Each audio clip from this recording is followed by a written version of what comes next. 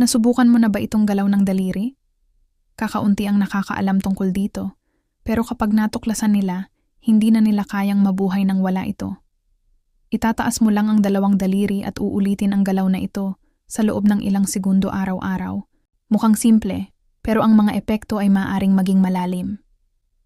Ito ay nag-aayos ng presyon ng dugo, nagpapabuti ng sirkulasyon, at tahimik na nagpoprotekta sa puso. At ang pinakakakaibang bahagi, ang galaw na ito ay nagpapagana ng mga bahagi ng utak na konektado sa memorya, konsentrasyon, at magandang pakiramdam. Nagsisimula kang makaramdam ng mas mabilis, mas gising, mas buhay. Para itong nagpapadala ng signal sa iyong katawan na ito ay inaalagaan at nauunawaan nito. 4 na ehersisyo lang, 8 ulit, walang lakas, o pagsisikap na kailangan. Ang sikreto ay nasa pag-uulit. Doon muling nag-aayos ang katawan, nagbabalanse ang utak, at bumabalik ang enerhiya. At alam mo ba, walang nagsasalita tungkol dito. Ang mga maliliit na galaw na ito ay nagpapagana ng mga bahagi ng utak na konektado sa pag-iwas sa malubhang sakit tulad ng diabetes, labis na katabaan, at kahit mga tahimik na stroke. Pero bakit hindi ito napapansin sa telebisyon? Dahil masyado itong natural. Hindi ito nagbebenta, hindi ito kumikita, at ang hindi kumikita ay itinatago. Hayaan mo akong tanungin ka ng tapat. Nakakaramdam ka ba ng pagbagal ng isip? Ang pakiramdam ng nakakalimot ng mga pangalan, appointments, kahit simpleng mga salita? Hindi lang ito pagod. Maaaring ito ay senyales na nagsasalita ang iyong katawan at mas mabuting makinig ng maaga. Ang mga kumikilos ng maaga ay nakakaiwas sa kung ano ang madalas na natutuklasan ng iba ng masyado ng huli. Kaya dapat mong isave ang video na ito ngayon at gawin ito araw-araw. Pasasalamatan ka ng iyong utak sa mas maraming memorya, mas balanseng pag-iisip, at mas malinaw na pag-iisip. Ang galaw na ito, halimbawa, ay isa sa mga pinakamakapangyarihan.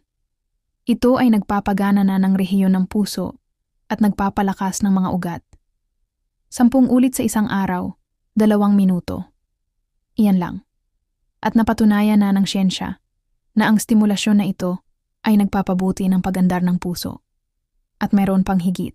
Kapag pinagsama mo ang galaw na ito sa pagdampi ng parehong daliri mula sa parehong kamay, dumudoble ang epekto. Alam mo kung bakit? Dahil pinapagana nito ang parehong panig ng utak ng sabay.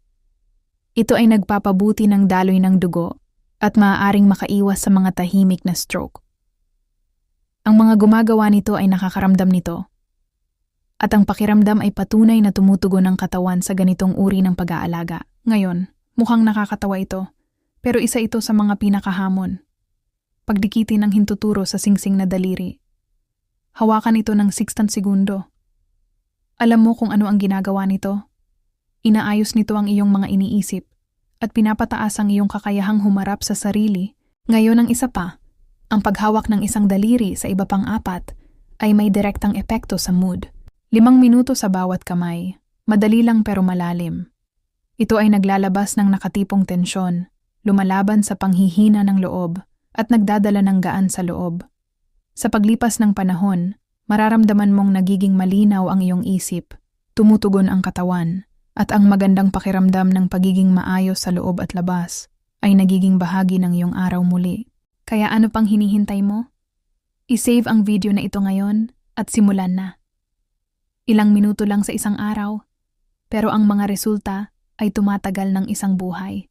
Ngayon, sabihin mo sa akin kung aling mga ehersisyo ang nagbigay ng pinakamalaking pagbabago para sa'yo. Gustong-gusto kong malaman.